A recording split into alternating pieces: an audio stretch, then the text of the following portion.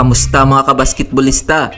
Tinalo ng Iran ang United Arab Emirates 81-57. Pinangunahan ni Reza Varnaved ang Iran sa kanyang 19 points, 2 rebounds, 4 assists. Panalo naman ng Saudi Arabia kontra sa Kazakhstan 86-62. Nagtala ng 18 points, 6 rebounds, 2 assists si Al-Muwallad Ghazi para sa Saudi Arabia. Tinambakan naman ng Gilas Pilipinas ang Bahrain 89-61. Humakot ng 15 points, 2 rebounds, 2 assists si Seje Perez para sa Gilas Pilipinas. Ange Kwame 15 points, Justin Brownlee 14 points, 9 rebounds, 3 assists. Calvin Oftana 10 points. Para naman sa natalong Bahrain, Dwayne Chisem 5 points, 13 rebounds. Tinambakan naman ng Jordan ang Thailand 97-63. Ronde Hollis Jefferson nagtala ng 20 points, 7 rebounds para sa bansang Jordan. Tyler Lamb 11 points, 2 rebounds ang naambag para sa Thailand. Kung umabot ka dito sa video na to, mag-like na at subscribe.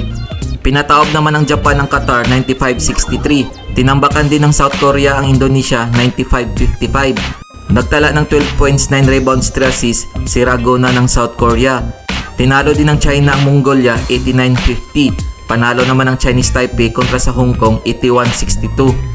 Heto naman ang team standings as of September 26, 2023. Sa Group A, Iran 1 win 0 loss, Saudi Arabia 1 win 0 loss, Kazakhstan 0 win 1 loss, United Arab Emirates 0 win 1 loss.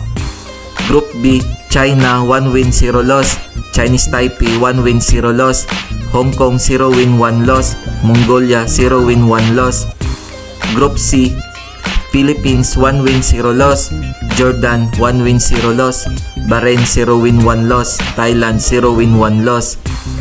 Group D, Japan 1 win 0 loss, South Korea 1 win 0 loss, Indonesia 0 win 1 loss, Qatar 0 win 1 loss. Heto naman ang mga laro ngayong September 28, 2023. Alas 11 ng umaga, maglalaban ang Bahrain at Jordan. Kakalabanin din ng Gilas Pilipinas ang Thailand. Alaod ng imedya ng hapon, magtutuos ang Qatar at South Korea. Magharap naman ang Indonesia at Japan. Sa alas 5:30 ng hapon, maglalaban ang Saudi Arabia at Iran. Magharap din ang United Arab Emirates at Kazakhstan. Alas 8 ng gabi, magtutuos ang Chinese Taipei at China. Maglalaban naman ang Mongolia at Hong Kong. Kung nagustuhan mo ang video na to, mag-like na at subscribe.